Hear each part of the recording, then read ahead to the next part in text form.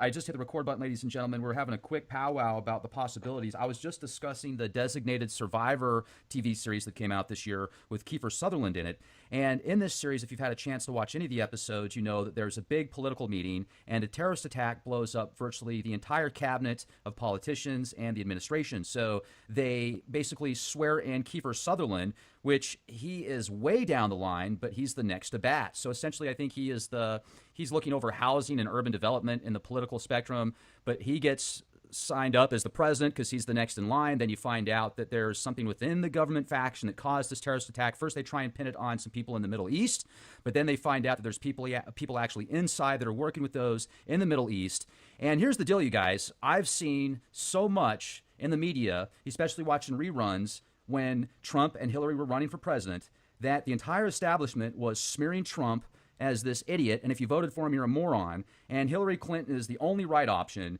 And so could there be a possible exit strategy for these guys on the other side? I just listened to some footage that was basically leaked of these protesters that are wanting to do just these ridiculous protests, everything they can to stop the inauguration. I mean, stuff that's very illegal. And it seems like they're getting a free pass to do this kind of stuff, and nobody's stopping it. Yet, if it was the other way around, you'd have Secret Service and every organization in the world after those guys. So what in the heck is going on? Is there going to be a designated survivor type situation? I certainly hope not.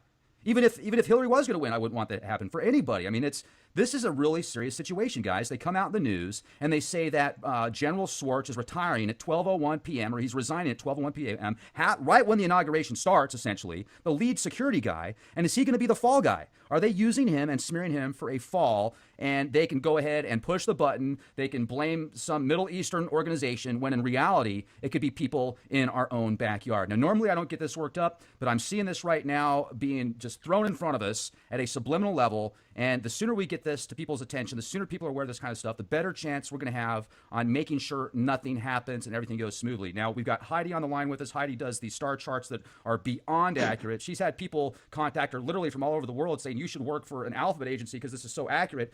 And she's like, well, I'd just rather do astrology and mortgages. So thanks for spending some time with me, Heidi. I'm really excited to speak with you and Nicole tonight. You guys have got an awesome YouTube channel, Channel 27, and I'm sure that's going to change tons of people's lives when they contact you.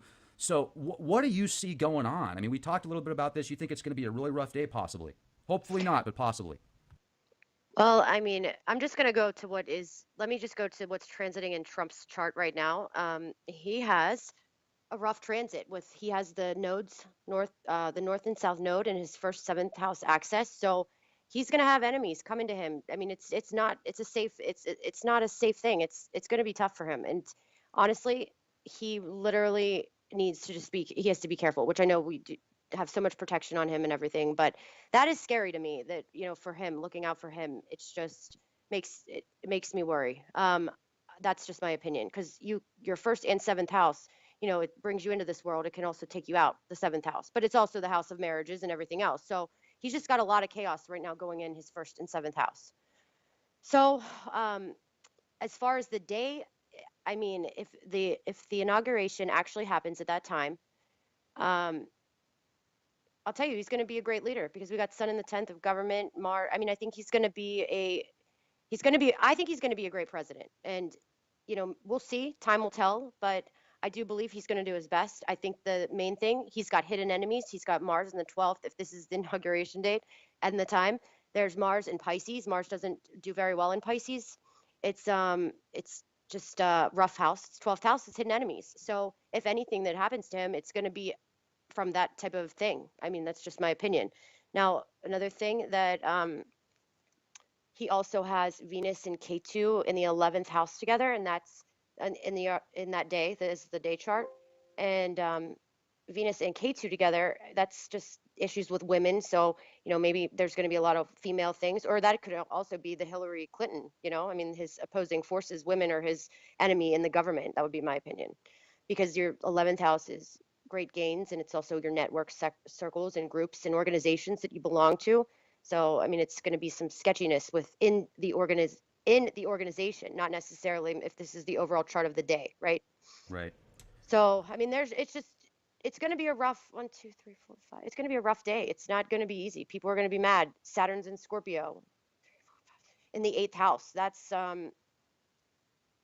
is the death, but it's also death and rebirth. Saturn doesn't really do that well in Scorpio, but I will say Saturn is in Donald Trump's chart pretty positively, which he's made a lot of money in Saturn dashas and stuff. So I would say that's a very successful planet for him, even though it's so that I think he's going to transform transform everything. It's uh, it's just going to be a rough day, I think, personally. I think enemies out of the blue. I mean, enemies all over the map, just Here's people kind of everywhere. I think it's going to be chaos, to be honest with you. And I hope it's not. I really hope it's not.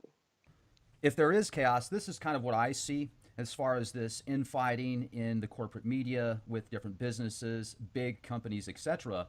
It's as Hmm. if the media itself, literally, there's 6 corporations that control over 90% of the media. That's very easy to look that up. You can look at all the companies ABC owns, all the company Time owns, etc. There's literally 6 corporations. So if you break that down, and if they start to lose their power, essentially their hegemony. And if alternative media, people like me, people like others out there that do their best to find the truth and be as neutral on it as possible, not push certain agendas. And then what happens is they see that people start to wow, this is great. I'm getting real information. I'm getting truth. This person is really doing their best to find information that's important. Whereas I go watch something on CNN, Fox News, or many of these brain drain media things, they're pushing agendas. They're full of crap. You watch them on TV. They're reading teleprompters. They're actors and actresses. They come out with all these false flag events. Every single year it's a new hysteria. It's the donkey flu. It's the turkey flu. It's the Smurf flu. Oh, go get your vaccine. And then a month later it's, oh, well, sorry, guys, you're getting more side effects from the vaccines. It was an experimental thing. We just had to be safe. And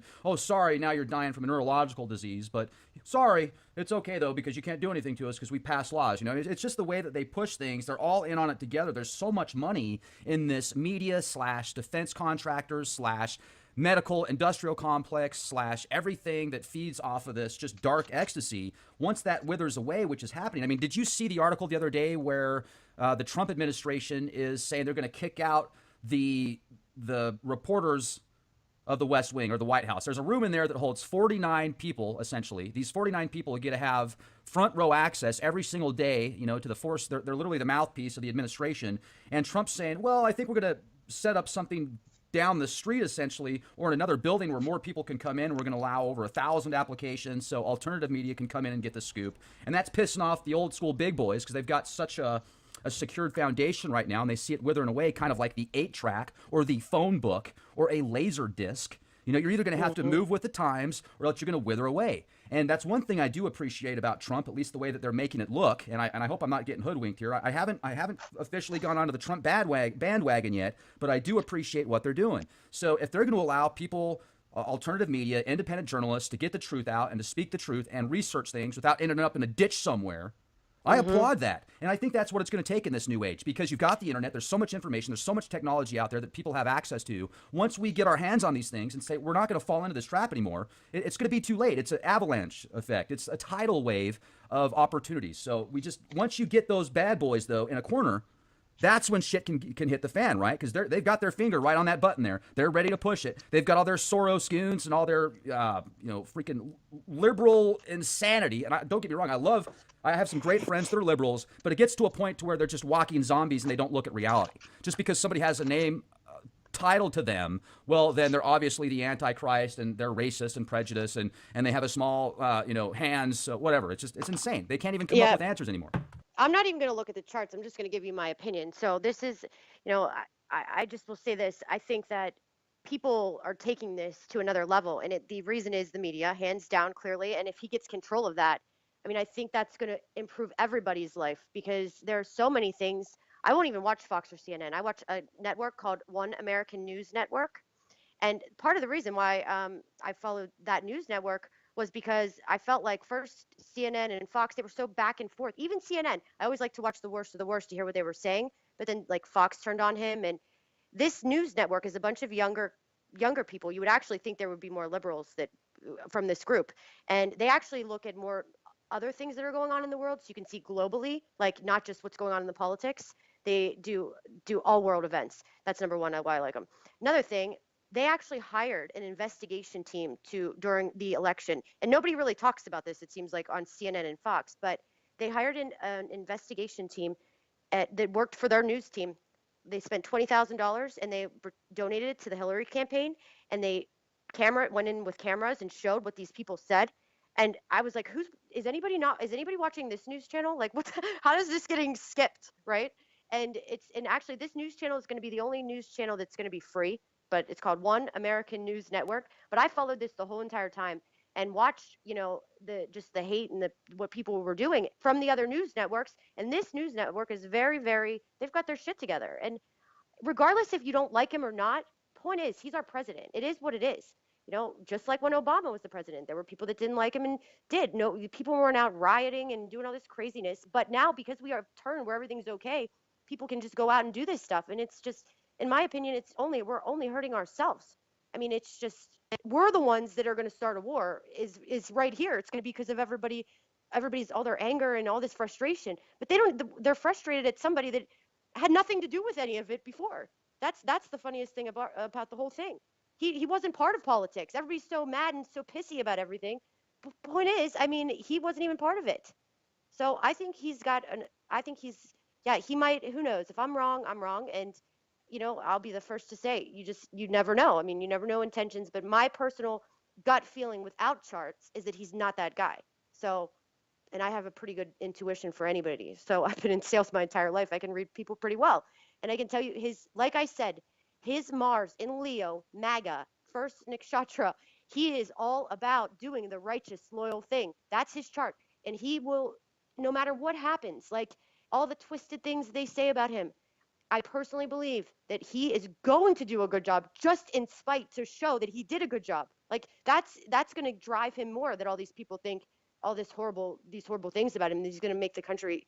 I mean, I talked to somebody in India and they made a great point. They're like, what is he going to start a war for? He's got a world war. He's got buildings in all those countries. You're right. He does. He's not going to do that. I don't know. That's just my opinion. We'll see.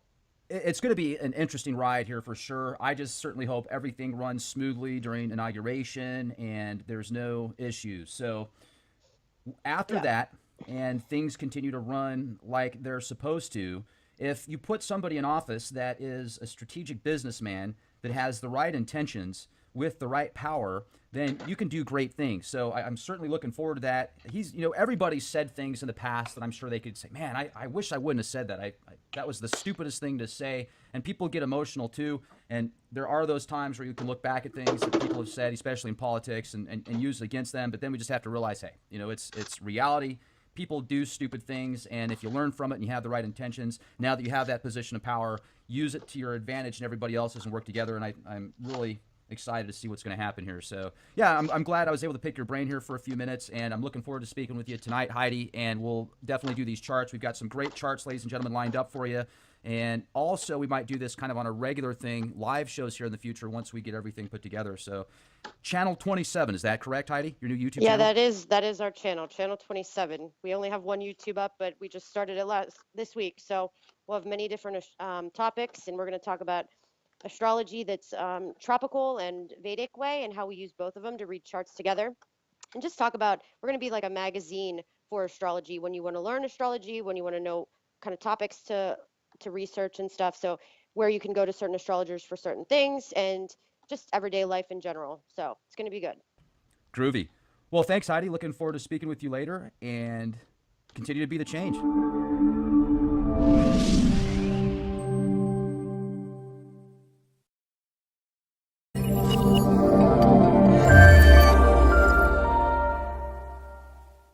I just hit the record button, ladies and gentlemen. We're having a quick powwow about the possibilities. I was just discussing the Designated Survivor TV series that came out this year with Kiefer Sutherland in it. And in this series, if you've had a chance to watch any of the episodes, you know that there's a big political meeting and a terrorist attack blows up virtually the entire cabinet of politicians and the administration. So they basically swear in Kiefer Sutherland, which he is way down the line, but he's the next to bat. So essentially, I think he's looking over housing and urban development in the political spectrum, but he gets signed up as the president because he's the next in line. Then you find out that there's something within the government faction that caused this terrorist attack. First, they try and pin it on some people in the Middle East, but then they find out that there's people actually inside that are working with those in the Middle East.